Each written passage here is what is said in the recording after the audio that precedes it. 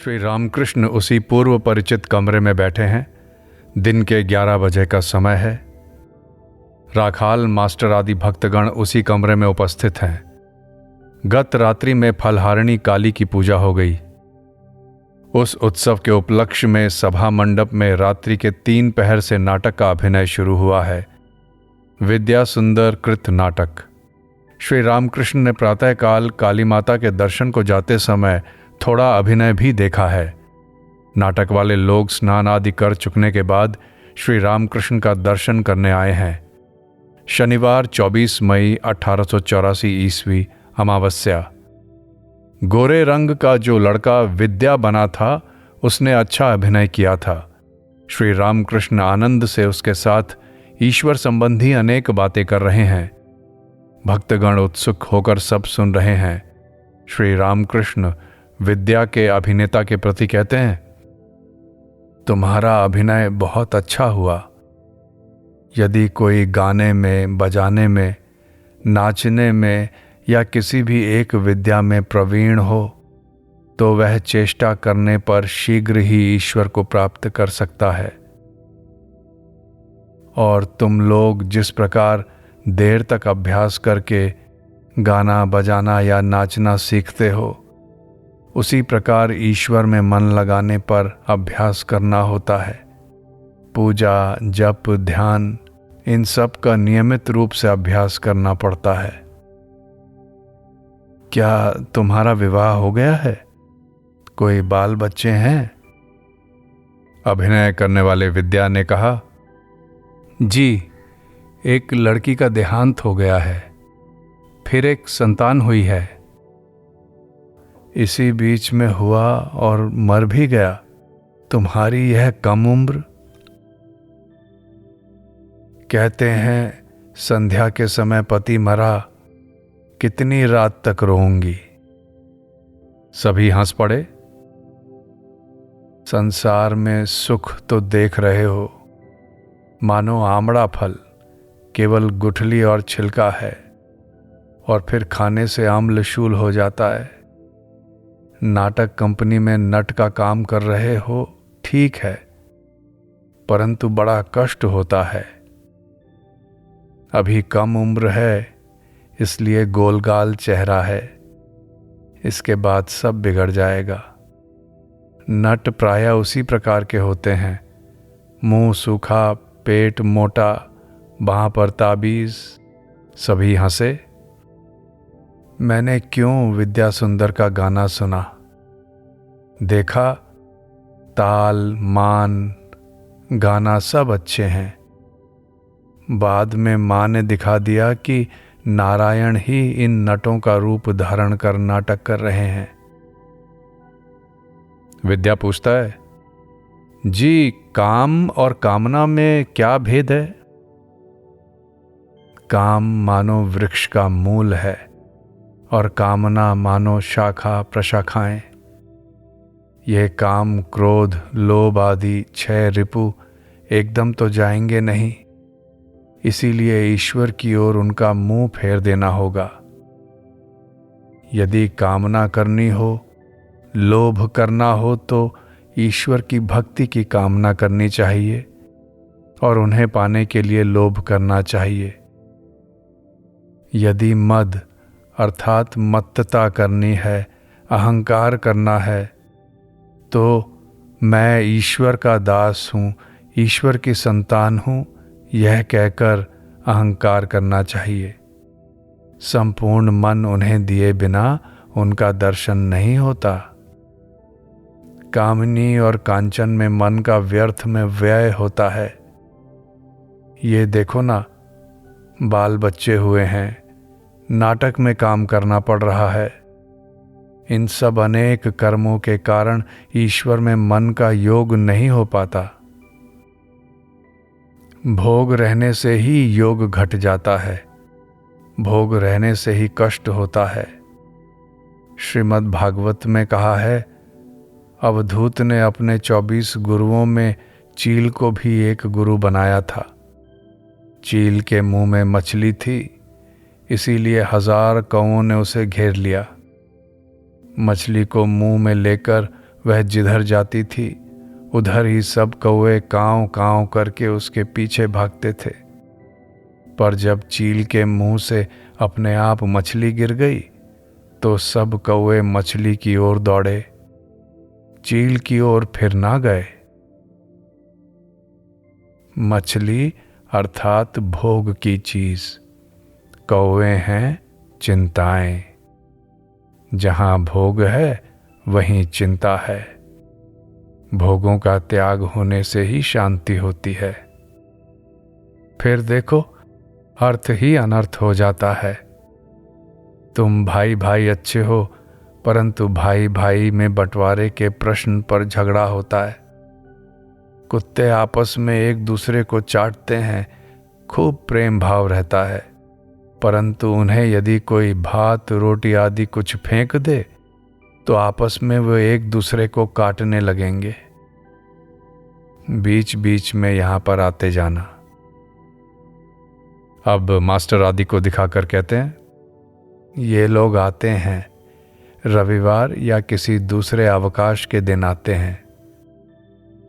विद्या कहता है, हमारा रविवार 3 मास का होता है, श्रावण, भाद्रपद और पौष, वर्षा काल और धान काटने का समय। जी आपके पास आए यह तो हमारा अहोभाग्य है।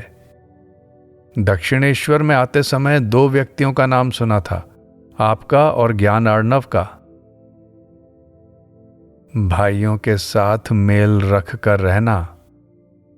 मेल रहने से ही देखने सुनने में सब भला होता है। नाटक में नहीं देखा 4 व्यक्ति गाना गा रहे हैं, परंतु यदि प्रत्येक व्यक्ति अलग अलग तान छेड़ दे तो नाटक पर ही पानी फिर जाएगा। विद्या कहता है, जाल में अनेक पक्षी फंसे पड़े हैं। यदि एक साथ चेष्टा करके जाल लेकर एक ही दिशा में उड़ जाएं तो बहुत कुछ बचाव हो सकता है, परंतु यदि प्रत्येक पक्षी अलग अलग दिशा में उड़ने की चेष्टा करे तो कुछ नहीं होता। नाटक में भी देखने में आता है सिर पर घड़ा और नाच रहा है। गृहस्थी करो परंतु सिर पर घड़े को ठीक रखो, अर्थात ईश्वर की ओर मन को स्थिर रखो। मैंने पलटन के सिपाहियों से कहा था, तुम लोग संसार का कामकाज करोगे, परंतु काल रूपी मृत्यु रूपी मूसल हाथ पर पड़ेगा, इसका ख्याल रखना। उस देश में बड़ई लोगों की औरतें ओखली में चिवड़ा कूटती हैं। एक औरत मूसल को उठाती और गिराती है और दूसरी चिवड़ा उलट देती है। यह ध्यान रखती है कि कहीं मूसल हाथ पर ना पड़ जाए।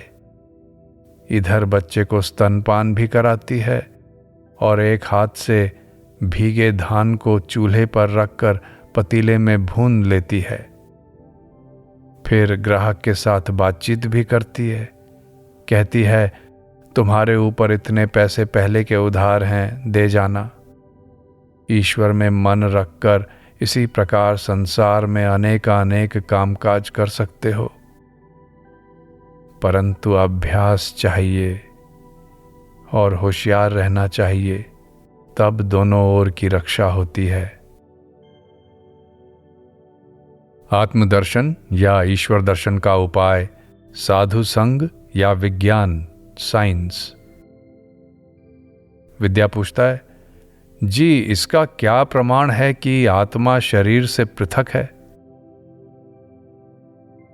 प्रमाण, ईश्वर को देखा जा सकता है।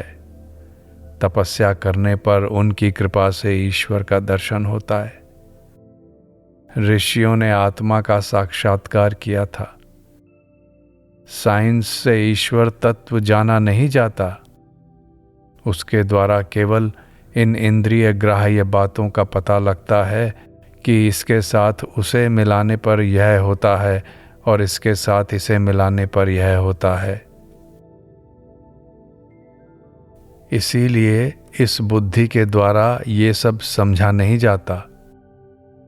साधु संग करना होता है। वैद्य के साथ रहते रहते नाड़ी परखना आ जाता है। तपस्या चाहिए, तब वस्तु की प्राप्ति होगी।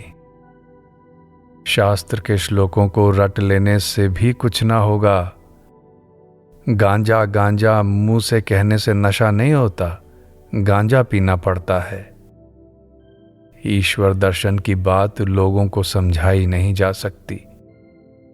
5 वर्ष के बालक को पति पत्नी के मिलने के आनंद की बात समझाई नहीं जा सकती। जी, आत्मदर्शन किस उपाय से हो सकता है? इसी समय राखाल कमरे में भोजन करने बैठ रहे हैं, परंतु वहां अनेक लोग हैं, इसलिए सोच विचार कर रहे हैं। श्री रामकृष्ण आजकल राखाल का गोपाल भाव से पालन कर रहे हैं, ठीक मानो माँ यशोदा का वात्सल्य भाव। श्री कृष्ण राखाल के प्रति कहते हैं, खा ना रे, ये लोग नहीं तो उठकर एक और खड़े हो जाएं। एक भक्त के प्रति कहते हैं, राखाल के लिए बर्फ रखो। अब राखाल से कहते हैं, तू फिर बन हुगली जाएगा, धूप में ना जाना। राखाल भोजन करने बैठे। श्री रामकृष्ण फिर विद्या का अभिनय करने वाले लड़के के साथ वार्तालाप कर रहे हैं। श्री रामकृष्ण विद्या के प्रति कहते हैं, तुम सब ने मंदिर में प्रसाद क्यों नहीं लिया, यहीं पर भोजन करते। जी, सभी की राय एक सी नहीं है, इसीलिए अलग रसोई बन रही है। सभी लोग अतिथिशाला में भोजन करना नहीं चाहते। राखाल भोजन करने बैठे हैं। श्री रामकृष्ण भक्तों के साथ बरामदे में बैठकर फिर बातचीत कर रहे हैं। आत्मदर्शन का उपाय। श्री रामकृष्ण विद्या से कहते हैं, आत्मदर्शन का उपाय है व्याकुलता। मन, वचन और कर्म से उन्हें पाने की चेष्टा। जब देह में काफी पित्त जम जाता है तो सभी चीजें पीली दिखती हैं। पीली के अतिरिक्त दूसरा कोई रंग नहीं दिखता। तुम नाटक वालों में जो लोग केवल औरतों का काम करते हैं, उनका प्रकृति भाव हो जाता है। औरतों का चिंतन करके औरतों की तरह चलना फिरना, सभी कुछ उनके समान हो जाता है। इसी प्रकार रात दिन ईश्वर का चिंतन करने पर उन्हीं का स्वभाव प्राप्त हो जाता है। मन को जिस रंग में रंगवाओगे उसका वही रंग हो जाता है। मन मानो धोबी के घर का धुला हुआ कपड़ा है, तो इसे एक बार पहले धोबी के घर भेजना होगा। हाँ, पहले चित्त शुद्धि, उसके बाद मन को यदि ईश्वर चिंतन में छोड़ दो तो उसी रंग का बन जाएगा। फिर यदि संसार करो, नाटक वाले का काम करो या जो कुछ भी करो, उसी प्रकार का बन जाएगा।